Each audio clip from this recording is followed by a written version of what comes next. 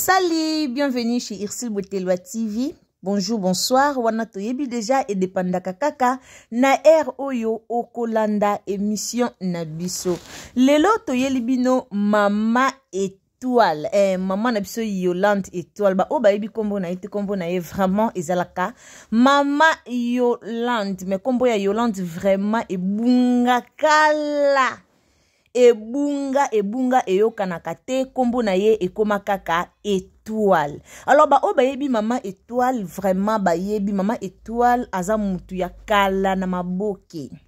Mama étoile aza vraiment mutu ya kala, aza mutu ya lelote, aza vraiment actrice comédienne ya kala ya mboka na biso. Aza parmi bato penza ba banda pe lelo batombola maboke ya Congo, ba mama étoile baza parmi. Donc ba génération ba mira esana kala, ba mama na biso otozomona étoile. Alors lelo chez Irsil Botelwa TV, lelo vraiment chez Irsil Botelwa TV, to lingi to yeba eloko nini oyo ezoleka epa ya mama top. Bandeko nanga ezana bate bele batuni ngai, ezana bate bele o batuni ngai. Alors lelo to yeli bino réponse na batu musu batindeli nga ba photo, oh Irsil ozomona te talabwe. Alors lelo to ye ko solola likambu oyo eloko nini ekomeli mama top lelo na tournage. Bandeko nanga soki eza mbalano ya liboso okoti na Irsil Botelwa TV kande tolobaka vraiment soki eza mbala liboso okoti na Irsil Botelwa TV soki eza mbalano ya liboso omoni biso alors o s'abonner, o commenter, o liker, o partager et o sala malamu mingi. Donc abonnez-vous, commentez, likez, partagez et o sala kitoko makasi. Vraiment na Irsil Botelwa TV to fingaka te to yaka ko finga batu awate to yaka pe ko loba makamba batu na ndenge ya mabete to yaka kaka kusala analyse na biso lolenge e longo bani. Alors pona bandeko o bayaka ko finga na ba commentaire bandeko o bazaka koti na yeka ka fingi abimi vraiment bandeko nanga nzambe alimbisa bino. Nzambe vraiment alimbisa bino soki omonyo zano ne loka kokoma te oleki na yo na place okota kaka okoma kaka ofingino kaka ezaka vraiment malamu te eza kolakisa identité na yo ya kiimpolitesse eza vraiment bien te yo okomi okanti lokwa toyebi yo te mais nzamba lola ayebi yo eza vraiment malamu mingi te. Alors merci mingi na bandeko nyonso o ba encourageara biso, merci na bandeko oyo bazo sala biso ba remarque na bino tolobaka ezalaka vraiment bienvenue na chaîne na biso. En tout cas merci mingi na bandeko bazo komela biso, bandeko bazo benga biso na ba appel, bandeko bazo komela biso na ba WhatsApp pona kosala biso ba remarque. Alors merci mingi na musala kitoko oyo bozo sala. Toloba toujours ba remarque na bino nde esalaka to améliorer musala na biso. Toloba toujours ba remarque na bino nde esalaka vraiment pour musala na biso e kende liboso. Alors nzamba lola a mona bino. Bandeko lelo na yeto solo la pona likambu ya mama étoile. Lelo na ye penza liboso na bino to solo la pona likambu ya mama étoile. Alors kande tozala na ba fanatique na biso, kande tozala na bato pe balingaka biso, eza na bate bele o bokomela ki biso na numéro na biso, bo bengi biso na numéro na biso pona to expliquer bino likambu nini ezoleka epa ya mama étoile. Ya ngwana Irsil Botelwa TV aye liboso na bino pour que a expliquer bino qu'est-ce qui se passe epa ya mama na biso étoile. Mama étoile to yebi biso nyoso aza comédienne ya mboka na biso kandi na uto yebisa bino ne bande l'émission nanga mama étoile aza mutu ya kala na théâtre, aza mutu ya lelote, aza vraiment mutu ya kala, ajoua mingi na mboka na biso na musala na bango ya théâtre. Et aka okoma kutu na temps moko mama étoile kande zalaka ba misala ngwa théâtre koma pe bate bele bata sike bele bana babima e bele ya sika. Mama étoile ba décidara na ba kendara Angola na ba maman na biso Miraesa qui son âme repose en paix ba kendara na bango Angola. En tout cas ba kendara ko sala vie na bango kuna. Tangu mama étoile akendaki na Angola avandaki pete nasi basala ki pe mo ba théâtre mo kuna na niveau ya Angola avandaka penza mwa tamu mingi na Angola. Aumela ka penza na Angola bo comme ka nzambe ninga sala pe na bolingo na ye ataka Belgique nzi motema pe ya malamu ya koluka ko benga ba comédien to ba comédienne o ba umeli na Angola ba vai na bonka pamba carrière na bango ebebaki biso nyonso pena to yebi ke soki kaka comédien abimi alongwe Congo o ake poto o ake Angola o ake place nini esika wapi o bakenda kokunda vraiment carrière na bango lelo sotala ta ba comédien o bakenda poto mingi bakunda carrière na bango po ba théâtre poto batebele batala na bango te mais ba théâtre o elekara na kin batebele batala ngo siko na ba niveau poto. Donc bato libanda mingi balanda ba théâtre o elekara ya ba théâtre na biso akindo ba théâtre poto etale marate mama étoile azaki na Angola babanda ko sana ba théâtre mais bakotaka mwa mai par rapport ya nde bazaka na kini vraiment sera ba moindo ba mugondo bangwana nyonso ba bidi bangwana nyonso bakende kokota na bango mai na Angola. Alors Belvi kanza talaki abengisi mama étoile azonga lisusu soki boza ko se souvenir na vidéo liboso to na théâtre liboso o mama na biso étoile sala katango azonga ka chez Bellard TV so bozui na théâtre wana ya liboso bozui na ndenge mama étoile komi lelo bolo bapenza ke oui mama étoile pena changement eza munene changement pena eza ya makasi par rapport ndinga utaki Angola na ndinga zonga ki azongeli pena musala na ya théâtre azongeli pe kokuta na batu na ya kala o bazalaka kala en tout cas et ça la bien et ça la vraiment bien ndele lo to koma pe komona mama étoile azongela musane kitoko koma pena leki aba bengi akei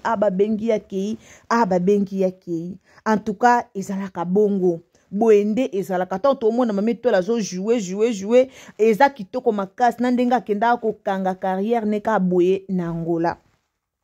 Bandeko na ngai mama étoile toyebi ke aza comédienne munene. Alors na ye koyebisa bino na ba o bazokasa kwa mama étoile azobela na ba o bazoloba lokwa mama étoile babwakeli maladi na ba o bazoloba lokwa mama étoile babwakeli maladi te mama étoile azobela pete mama étoile eza tournage bandeko na nga.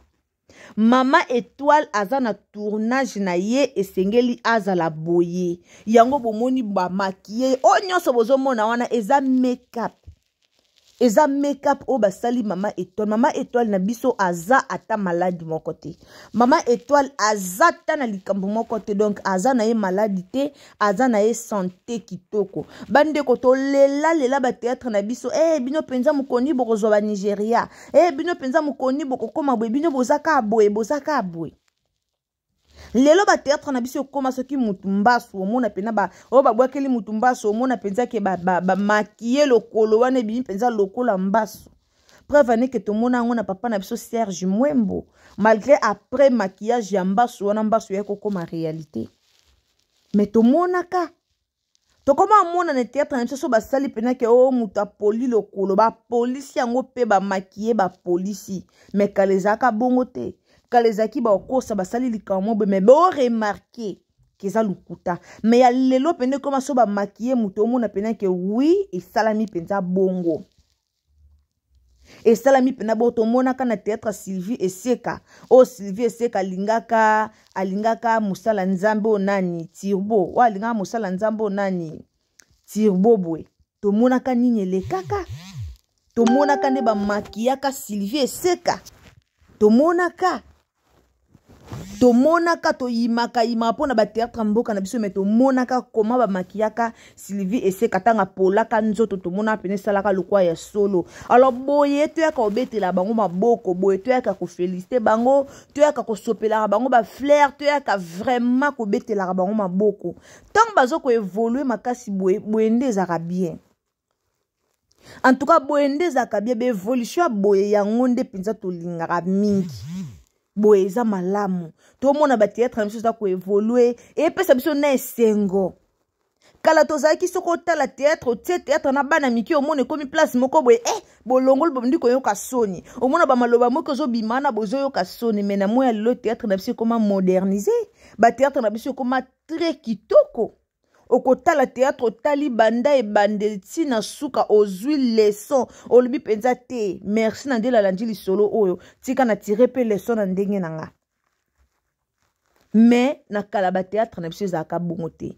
Alors to félicitara bango eza malamu mingi barola boye ezaka nango mabete to lingaka na biso yango to monie mame to la jouer kitoko mais to monaka rola boye na papa Serge Mwembo to monaka papa Serge Mwemba joua Carole Moba Bwakela Kaimbasu.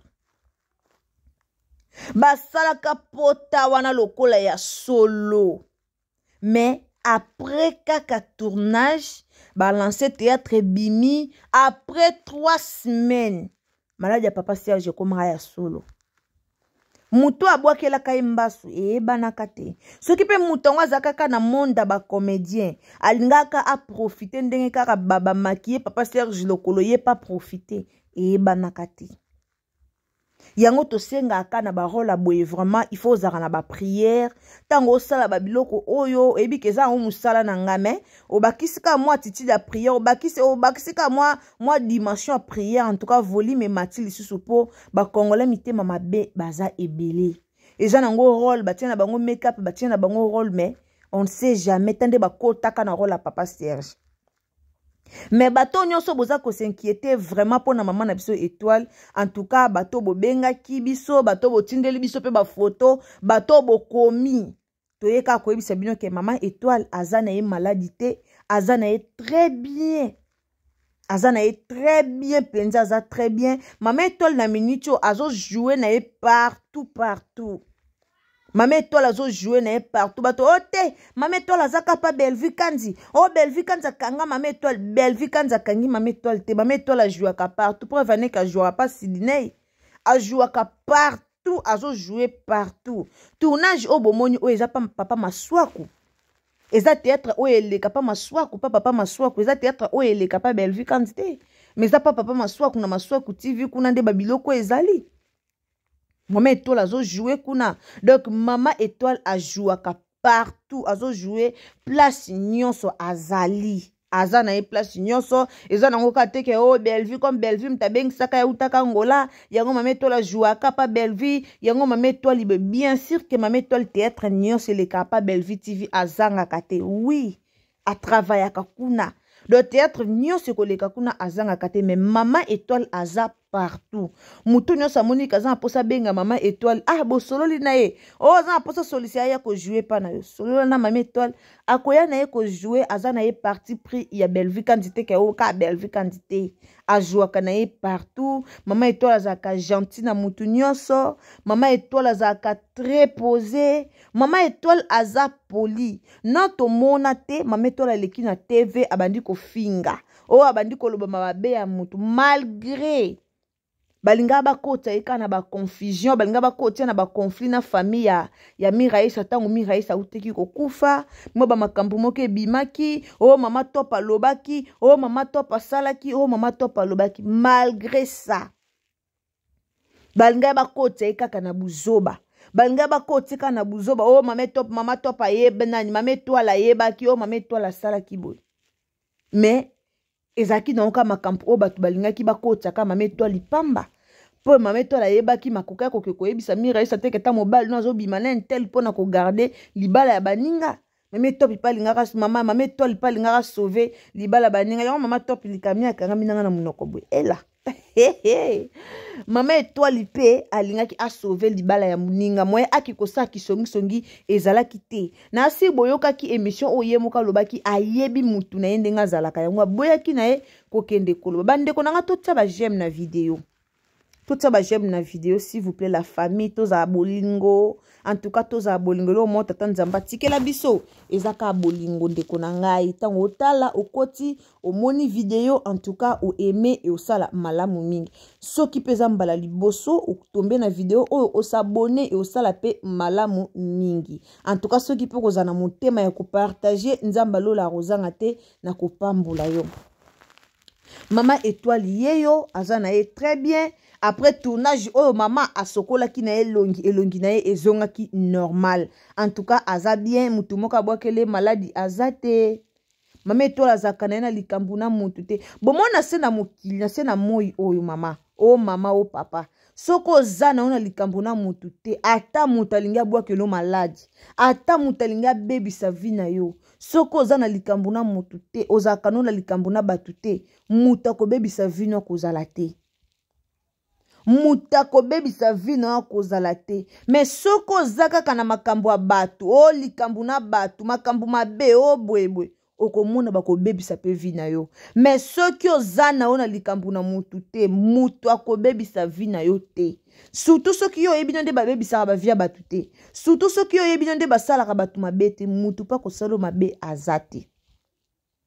Mutu pa kosala mabe azate. Bon nayebi kati ya motema ya mama Étoile te, mais nde tomonaka ye en tout cas azaka na ye na likambo na mutu te. Alors bandeko nyonso obolingaka mama Étoile, ba fanatique nyonso ya mama Étoile, boza ebele en tout cas tomoni ke mama Étoile alingamaka vraiment.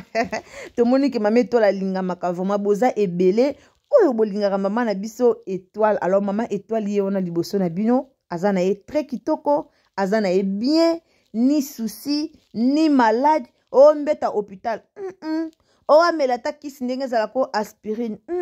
Maman Étoile azana ye très bien. Eza nango tournage. En tout cas, to féliciter ye, to betela ye maboko, to féliciter ye vraiment. Maman o aboyaka rôle te. Rôle nyonso bapesaka ye a incarnaka yango kitoko makasi. Alors, aza mutu moko to betela maboko, to féliciter ye. En tout cas, soki olingaka mama Étoile, comment liloba pona ye, féliciter ye et kosala malamu mingi. To pesa ye penza ba bravo la biso, maboko na biso to betela ye, to encourager na musala zo sala pour que akende liboso et kozala kitoko makasi. Alors ndeko na nga oyo koti na Irsil Botelo TV, so les ambala liboso, au s'abonner, au commenter, au liker, au partager et au sala kitoko makasi. Et kobo ça na pété ko appuyer cloche ya notification pour que prochainement tant que tu as émission na biso ozo notification et comme la yo directement esika oyo okozala. Alors wana ezala ki bongo Irsil Botelo TV ayaki liboso na bino pona ko expliquer bino nini ezoleka et pa ya mama na biso Étoile, maman na biso oto bengi na kombo ya Yolande Étoile, ye wana bomoni. En tout cas eza nango eloko moko te, pas de souci ya mabe eza nango te, azana ye en forme, donc azana ye kitoko makasi. Maman Étoile azana ye en forme. Bandeko obo mesana kosala biso ba remarque, en tout cas numéro na biso yango aneza bandeko mususu ba reklamaki ke ikso yambara téléphone te to benga rabino bo yambara te, bandeko bo comprendre pe tozaka pe na misala mususu à part musala o tozo sala. Alors soko bengi muta yambite peut-être boye ba ke bazate, soit bureau na biso eza fermé, soit bato bako yamba bino bazate. Mettons botika ba message bo monaka directement to répondaka na ba message na bino. Alors merci beaucoup nesika nyonso o bozali, que le Seigneur vous bénisse. Ba yanga ba o nyonso bo soutenaka chaîne na biso ekindi liboso, nzambe apambola bino bozangaka te pour que bo soutenaka chaîne na biso. Bisous. Bye.